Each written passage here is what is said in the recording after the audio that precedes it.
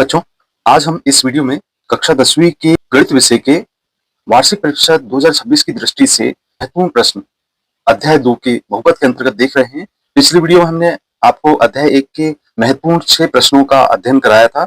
आप उस वीडियो को एंड स्क्रीन पे जो लिंक शेयर की जाएगी उसे क्लिक करके जरूर देखिएगा। तो चलिए शुरू करते हैं। सबसे पहला प्रश्न यहाँ पे, जैसा कि प्रश्न आप देख रहे हैं, किसी बहुपद px के लिए y बराबर px का ग्राफ नीचे आकृति में दिया गया है।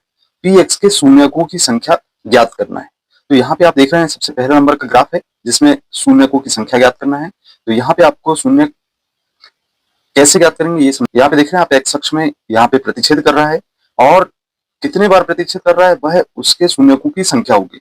तो यहाँ आप देख रहे हैं ये बहुपद के शून्यकों की संख्या केवल एक है। दूसरा प्रश्न आप देख रहे हैं यहाँ पे जिसमें वक्र कितने स्थान पे प्रतिच्छेद कर रहा है, आप देख पा रहे हैं 3 स्थान पे कर रहा है। तो इसके जो शून्यकों की संख्या होगी वह होगी 3। चलिए अब हम अगला प्रश्न देखते हैं। प्रश्न क्रमांक 2, द्विघात बहुपद x की घात 2 धन 7x धन 10 के शून्यक ज्ञात कीजिए।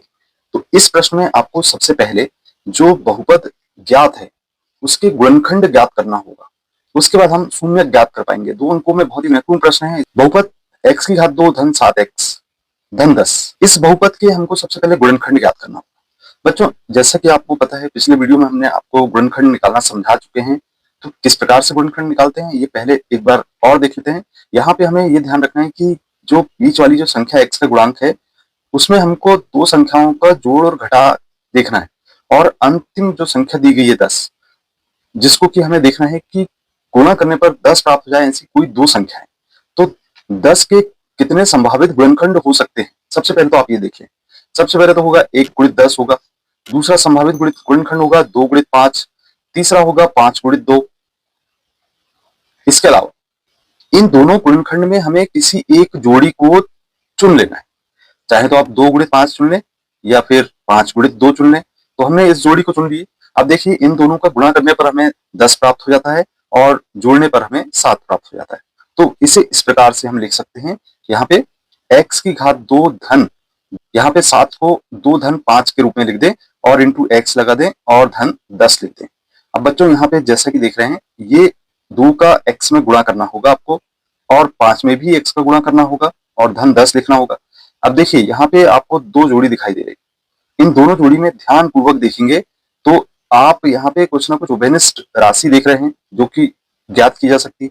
इसमें से हम यदि उभयनिष्ठ निकालना चाहें तो x दोनों में है, x को कॉमन कर लीजिए, यहाँ पे बचेगा x और धन का चिन्ह बचा है, और यहाँ से x को कॉमन कर लिए तो केवल 2 बचा। अब इसी प्रकार से यहाँ पे आप देख रहे हैं धन का चिन्ह लगा हुआ आगे, और फिर इसके बाद दोनों में 5 का भाग जा रहा है तो 5 को उभयनिष्ठ कर लीजिए। 5 का जब भाग देते हैं 5x में तो केवल x बचेगा, और 10 में भाग देते हैं तो केवल 2 बचेगा।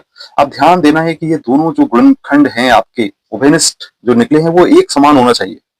x धन 2 x धन 2 मिल गए तो आप बिल्कुल सही कर रहे हैं हल, और यदि एक में भी चिन्ह अलग अलग आते हैं तो आप मान के चलिए कि आप गलत कर रहे हैं। अब देखिए यहाँ से हम x धन 2 को उभयनिष्ठ कर लें, तो ये x धन 2 को हमने उभयनिष्ठ कर लिए, और यहाँ पे आप देख रहे हैं कि यहाँ x बचा और यहाँ 5 बचा। तो ये इसको हम लिख देते हैं, x और 5 के आगे जो चिन्ह लगा है उसको लगा देते हैं और धन 5 लिख देते हैं। इस प्रकार से 2 गुणनखंड हमें ज्ञात हो गए, x धन 2 और x धन 5। अब बच्चों यहाँ हम ये देखें कि 2 गुणनखंड मिल गए। चूंकि हमें शून्यक ज्ञात करना है तो हम सबसे पहले हम लिखते हैं x धन 2 बराबर 0, x धन 2 बराबर 0, क्योंकि हम क्या ज्ञात कर रहे हैं, शून्यक हम ज्ञात कर रहे हैं शून्यक। तो x धन 2 पहला गुणनखंड है हमारा, इसके बराबर 0 लग दीजिए। अब पक्षांतर कर दीजिए यहाँ पे, तो आप देखते हैं कि x बराबर ऋण 2 प्राप्त हो जाएगा। और इसी तरीके से जो दूसरा गुणनखंड है वो हमारा होगा x धन 5 बराबर 0।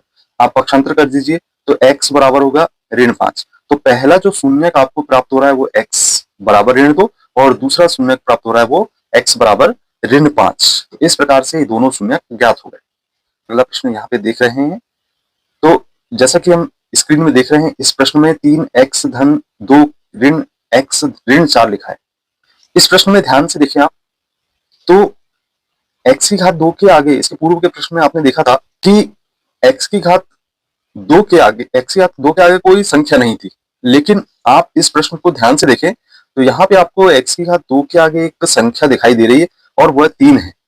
अब इस 3 का करना क्या है आपको, इस 3 का आपको इस 4 के साथ गुणा करना है, तो 12 हमें एक संख्या प्राप्त हो जाती है, और यदि चिन्ह सहित देखें तो ऋण 12 प्राप्त होती है, ऋण चिन्ह भी लगा हुआ दिख रहा है। अब चूंकि 12 के गुणनखंड की बात कर रहे हैं हम, तो 12 के गुणनखंड कितने हो सकते हैं, संभावित इसकी संख्याएं कौन कौन सी हो सकती हैं, तो हम ऐसा लिख लेते हैं। यहाँ पे हम देखते हैं कि 1 गुणित 12 भी होता है, 2 गुणित 2 छिंग 12 भी होता है आपका, 2 गुणित 6 और 3 गुणित 4, और पलटा के रिवर्स करें तो वैसे ही संख्याएं प्राप्त हो जाती है। इसके अलावा और अन्य नहीं हो सकते। गुणा करने पर हमें ऋण 12 प्राप्त होना चाहिए और जोड़ने घटाने पर ऋण 1 प्राप्त होना चाहिए। तो ऐसी कोई दो संख्याओं का चयन कर लेते हैं जिनके बीच का अंतर 1 के बराबर है। तो हमें ऐसा दिखाई दे रहा है कि ये 3 और 4 ऐसी दो संख्याएं चुनी जा सकती हैं जिसमें 1 का अंतर प्राप्त हो जाए। आप 3 में से 4 घटाएंगे तो ऋण 1 मिल जाएगा। तो हम इस संख्या को, इस जोड़ी को चुन लेते हैं और यहाँ पे गुणनखंड के रूप में लिखते हैं। तो इसे इस प्रकार से लिखेंगे, 3x की घात 2 ऋण 3। अब चूंकि आप यदि 4 पहले लिखते हैं तो यहाँ पे 4 में से 3 घटाने पर हमें क्या प्राप्त हो जाएगा, 1 प्राप्त हो जाएगा, और इंटू एक्स लिखेंगे और ऋण 4 इस तरीके से हमने लिख दिया। अब आप ब्रैकेट को हटाएंगे, जो ब्रैकेट दिया गया है उसको हटाएंगे, तो आप गुणा करें ऋण 4 का x में, तो ये हो गया ऋण 4x, और ऋण का ऋण में गुणा हुआ तो धन हो गया और 3x प्राप्त हो गया, ऋण 4 लिखेंगे। अब देखिए यहाँ पे हमें 2 जोड़ी प्राप्त हो गई, एक जोड़ी ये हो गई, दूसरी जोड़ी ये हो गई। दोनों में से कोई ना कोई संख्या राशि उभयनिष्ठ प्राप्त हो रही है, उसको लिख देते हैं। दोनों में x का भाग जा रहा है तो x कॉमन कर दीजिए, यहाँ बचेगा 3x और ऋण का चिन्ह लगाएंगे और x कॉमन ले लिए तो केवल 4 बचा। इसी तरीके से दोनों में अब यहाँ कोई चीज संख्या उभयनिष्ठ नहीं दिख रही है तो एक को कॉमन कर लें और यहाँ बचेगा हमारा 3x और यहाँ बचेगा ऋण 4। अब देखिए दोनों जो कोष्टक हमने पूर्व के एक प्रश्न में बताया कि एक जैसे आना चाहिए या प्राप्त होना चाहिए, तो आपको प्राप्त हो चुके। अब आपको जब प्राप्त हो गए तो आप इस तरीके से लिख दें, 3x ऋण 4 को बाहर लिखें और जो शेष बच रहा है 3x ऋण 4 के आगे x बचा है और धन 1 बचा है, तो इस तरीके से दूसरे कोष्टक में उसे लिख दें। तो आपको 2 गुणनखंड प्राप्त हो गए। अब इसका शून्य ज्ञात करना है। जब 2 गुणनखंड प्राप्त हो गए हैं तो आप शून्य ज्ञात करेंगे। तो देखिए यहाँ पे हम इस तरीके से सबसे पहले लिख लें शून्यक। तो पहला शून्यक कैसे ज्ञात होगा ये देख लेते हैं। यहाँ हम 3x ऋण 4 ले रहे हैं, इसके बराबर शून्य रख दीजिए, पक्षांतर करिए 4 का तो धन 4 प्राप्त हो गया और x बराबर हमें प्राप्त हो जाएगा 4/3। और इसी तरीके से दूसरा शून्यक हमें प्राप्त होगा, यहाँ से x ऋण 1 बराबर 0, तो पक्षांतर करेंगे 1 का, ऋण 1 प्राप्त होगा। इस प्रकार से जैसा कि देख रहे हैं हम, एक हमारा शून्यक हो गया 4/3 और दूसरा शून्यक हो गया ऋण 1। अब इसके बाद हम अगले प्रश्न की बात करें जिसमें द्विघात बहुपद हमें x ऋण 2 ऋण 3 के शून्यक ज्ञात करना है। सबसे पहले लिख देंगे x की घात 2 ऋण 3। अब देखिए ऊपर जो प्रश्न हमें दिए गए थे उससे एक डिफरेंट प्रश्न है, यहाँ पे x की गुणांक वाला पद नहीं। अब जब x की गुणांक वाला पद नहीं है तो इसके शून्यक ज्ञात करना बहुत ही आसान हो सकता है, लेकिन कैसे। यहाँ पे आप देखें x की घात 2 दिया है और ऋण 3, इसको हम 3 को करनी 3 लिखकर इसकी घात 2 लगा दें, तो करनी 3 का मतलब 1/2 घात, और 1/2 से घात 2 कैंसिल हो जाती है। तो यहाँ पे हमने 3 लिखकर क्या किए हैं, घात 2 लगा दिए हैं। अब व्यंजक है x की घात 2 ऋण y की घात 2। इस व्यंजक में आप देखते हैं कि एक कोष्टक में x धन y लिखा जाता है और दूसरे कोष्टक में x ऋण y लिखा जाता है। इसका उपयोग करते हैं, तो उपयोग करने पर हम देखते हैं कि इसके 2 गुणनखंड निकल आए, x धन करनी 3 और दूसरा जो गुणनखंड निकलेगा वो x ऋण करनी 3 होगा। अब देखिए यहाँ पे 2 हमें गुणनखंड जब प्राप्त हो गए तो इसके शून्य ज्ञात करना बड़ा आसान हो गया। तो हम इसके शून्य ज्ञात करेंगे। सबसे पहले तो आप x धन करनी 3 को 0 के बराबर लिख दीजिए और पक्षांतर कर दीजिए तो ऋण करनी 3 प्राप्त हो गया। और इसी तरीके से जो दूसरा शून्यक है वह दूसरे गुणनखंड से प्राप्त होगा, x ऋण करनी 3 को 0 के बराबर लिखेंगे तो x बराबर हमें धन करनी 3 प्राप्त हो जाएगा। इस प्रकार से हम देखते हैं बच्चों कि 2 शून्यक मिल गए हमें, x बराबर ऋण करनी 3 और धन करनी 3। तो हम अगला प्रश्न देख रहे हैं जिसमें आप देख रहे हैं कि एक द्विघात बहुपद ज्ञात करना है जिसके शून्यकों का योग तथा गुणनफल क्रमशः ऋण 3 और 2 है। तो यहाँ पे एक नई चीज देखने को मिल रही है कि शून्यकों का योग और गुणनफल हमें ज्ञात है। अब हमको बहुपद ज्ञात करना है तो जिस चीज को ज्ञात करना रहता है उसको हम हमेशा मान लेते हैं। तो माना कि वह बहुपद a x की घात 2 धन बी एक्स धन सी है। द्विघात बहुपद की बात हो रही है, तो द्विघात बहुपद क्या है? ए एक्स की घात 2 धन बी एक्स धन सी, द्विघात बहुपद। अब इसमें हमें जब ए बी और सी के मान ज्ञात हो जाएंगे तो हम ऑब्वियसली इस बहुपद को ज्ञात कर लेंगे, जिसके कि योग और गुणनफल क्रम से ऋण 3 और 2 ज्ञात है। अब इसके शून्यक मान लेते हैं कि अल्फा तथा बीटा है, तो हम कह सकते हैं कि शून्यकों का योग ऋण 3 और शून्यकों का जो गुणनफल है अल्फा इंटू बीटा बराबर 2, ये हमको ज्ञात है। अब देखिए, शून्यकों का योगफल और गुणनफल का सूत्र याद होगा आपको। वो सूत्र क्या है? शून्यकों का योगफल का सूत्र है ऋण बी बटा ए, इसके बराबर ऋण 3 लिख दीजिए। तो यहां आप दोनों पक्षों में ऋण का चिन्ह है, तो उसको चाहे तो आप हटा दें और इसे लिख दें बी बटा ए बराबर 3/1 लिखा जा सकता है। इसी तरीके से आप यहाँ पे अल्फा इंटू बीटा बराबर 2 है, तो अल्फा इंटू बीटा का जो मान होता है वो सी बटा ए के बराबर होता है, इसके बराबर 2 लिख दीजिए या बटे में 1 लगा दीजिए। अब तुलना कीजिए। आप तुलना कैसे करना है? जैसे कि आप देख रहे हैं यहाँ पे आपको तुलना करना है, तो तुलनात्मक अध्ययन करें तो ये इसके सामने देखेंगे बी के सामने 3 लिखा है, ए के सामने 1 लिखा है, ए के सामने 1 लिखा है, बी के सी के सामने 2 लिखा है। तो हम यहाँ से ए बी सी के मान निकाल देते हैं। ए बराबर आपको मिल गया 1, बी बराबर मिल गया 3 और सी बराबर मिल गया 2। अब जैसे कि हमने आपको कहा था कि जो बहुपद है वह द्विघात बहुपद ए एक्स की घात 2 धन बी एक्स धन सी है, तो हम यहाँ पे इस द्विघात बहुपद को लिख देते हैं ए एक्स की घात 2 धन बी एक्स धन सी।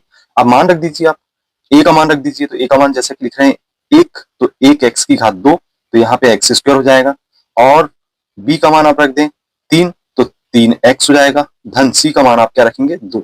इस प्रकार से बच्चों आप देख रहे हैं कि जो हमें द्विघात बहुपद है वह एक्स की घात 2 धन 3 एक्स धन 2 प्राप्त हो गया।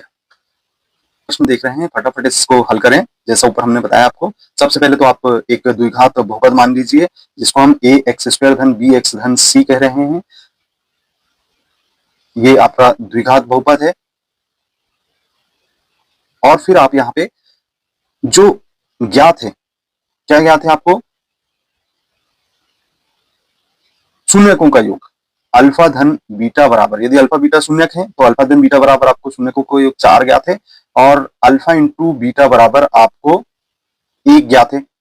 अब चूंकि जैसे कि आप जानते हैं कि अल्फा धन बीटा का मान ऋण बी बटा ए होता है, इसके बराबर आप 4 लिखेंगे और इसको बटा में 1 लिख सकते हैं, और यहाँ अल्फा इंटू बीटा बराबर सी बटा ए होता है, इसको हम 1 लिख सकते हैं, बटे में भी 1 लगाया जा सकता है। आप यदि तुलनात्मक रूप से देखें तो हमने जैसा बताया कि यहाँ इसके सामने वाले पदों से तुलना कर लें, तो इसके अनुसार यहाँ पे हम देखते हैं कि ए का मान 1 प्राप्त हो गया, बी का मान ऋण 4 प्राप्त हो गया क्योंकि ऋण में लगा है, और सी का मान हमें देख रहे हैं तो 1 प्राप्त हो गया। इस तरीके से एबीसी के मान ज्ञात हो गए। अब चूंकि जो बहुपद था आपका द्विघात बहुपद जैसा कि ज्ञात करने को कहा गया, आपको द्विघात बहुपद ज्ञात करना है, तो हम मान लिए हैं ए एक्स स्क्वायर धन बी एक्स धन सी है। अब एबीसी के मान रख दीजिए। जैसे ही आपने एबीसी के मान रखे तो ए का मान आपने 1 एक्स स्क्वायर हो गया, बी का मान आपने ऋण 4 रखे हैं, यहाँ पे आप ऋण 4 लिख दीजिए, इंटू एक्स धन सी का मान आप 1 रख दीजिए। अब इसे सरल कर दीजिए तो एक्स की घात 2 ऋण का गुणा करना पड़ेगा धन में, तो ऋण 4x धन 1 प्राप्त हो जाएगा। इस तरीके से बच्चों आप देख रहे हैं कि जो हमें द्विघात बहुपद है वह प्राप्त हो गया। चलिए अब इसी प्रकार का एक और प्रश्न यहाँ पे देखने को मिल रहा है जिसमें आपको द्विघात बहुपद ज्ञात करना है, जिसको कि हमने मान लेते हैं, और जो शून्यकों का योग है और गुणनफल क्रम से 1/4 और ऋण 1 हमें प्राप्त है। सबसे पहले तो आप यहाँ पे मान लें कि द्विघात बहुपद आपका ए एक्स स्क्वायर धन बी एक्स धन सी है और शून्यक अल्फा तथा बीटा है, और यहाँ पे जैसा कि हमें ज्ञात है आप देख रहे हैं अल्फा धन बीटा यानी शून्यकों का योग बराबर 1/4 हमें प्राप्त है, तो इसे हम लिख देंगे 1/4, और इसी तरीके से हमें अल्फा इंटू बीटा अर्थात शून्यकों का गुणनफल ऋण 1 के बराबर प्राप्त है। अब ध्यान देने वाली बात यह है कि यहाँ पे आपको 1/4 दिख रहा है और यहाँ ऋण 1 दिख रहा है। इसका मतलब यदि हम अल्फा धन बीटा का ऋण बी बटा ए रखेंगे तो ये हो जाएगा ऋण बी बटे ए बराबर 1/4, और अल्फा इंटू बीटा बराबर ऋण 1 यानी सी बटा ए लिखा जाएगा। तो ऋण 1 चूंकि दिया गया है तो इसको हम ऋण 1 लिखते हैं, बटे में अभी कुछ नहीं लिख रहे। क्यों? क्योंकि हम यहाँ ध्यान देंगे कि हम यहाँ पाते हैं कि यहाँ लिखा है 4 बटे में, लेकिन यहाँ 4 लिखना पड़ेगा। अब जब यहाँ पे आप 4 लिखेंगे तो कोई ना कोई 4 हमें ऊपर भी लिखना पड़ेगा ताकि कैंसिल होकर ऋण 1 प्राप्त हो जाए। अब ध्यान से देखें तो 4 का गुणा ऋण 1 में कर देंगे आप, तो ऋण 4 हो जाएगा और ये बटे में 4 हो जाएगा। अब आप चाहें तो तुलना कर सकते हैं। आप क्या करेंगे? तुलना करेंगे, और तुलना करने पर देखते हैं कि ए का मान हमें यहां से प्राप्त होगा, हमने सामने देखे तो 4 प्राप्त होगा, बी का मान प्राप्त होगा आपको यहां से ऋण 1, और सी का मान आप देख रहे हैं कि ऋण 4 के बराबर प्राप्त हो जाता है। तो एबीसी के मान प्राप्त हो गए। कि आपको हमने ऊपर द्विघात बहुपद बताया कि ए एक्स की घात 2 धन बी एक्स धन सी है, इसे हम लिख लेते हैं। तो यहां हमने लिख लिया द्विघात बहुपद आपका, और मान रखें क्रम से हम एबीसी के। तो ए का मान आपने 4 रख दिए, तो यहां हो गया 4 एक्स की घात 2 धन बी का मान ऋण 1 रखेंगे, और सी का मान यहाँ पे ऋण 4 रखेंगे। अब आप चिन्हों को हल कर दें तो 4 एक्स की घात 2 और धन में ऋण का गुणा होगा तो ऋण 1 एक्स लिखा जाएगा, और धन में ऋण का गुणा होगा ऋण 4 लिखा जाएगा। इस प्रकार से बच्चों ये हमें द्विघात बहुपद प्राप्त हो जाएगा। तो बच्चों ये थे आपके 2 अंक वाले प्रश्न, जो कि अध्याय 2 बहुपद के लिए बहुत ही महत्वपूर्ण प्रश्न है, और हमने इनको बड़ी आसान विधि से समझाने का प्रयास किया है। यदि आपको कंटेंट पसंद आता तो कंटेंट को लाइक करें, अपने मित्रों को शेयर करें। अभी तक आपने चैनल को सब्सक्राइब नहीं किया तो सब्सक्राइब जरूर करें। मिलते हैं इसी प्रकार के कंटेंट को देखने के लिए अगले वीडियो में। धन्यवाद।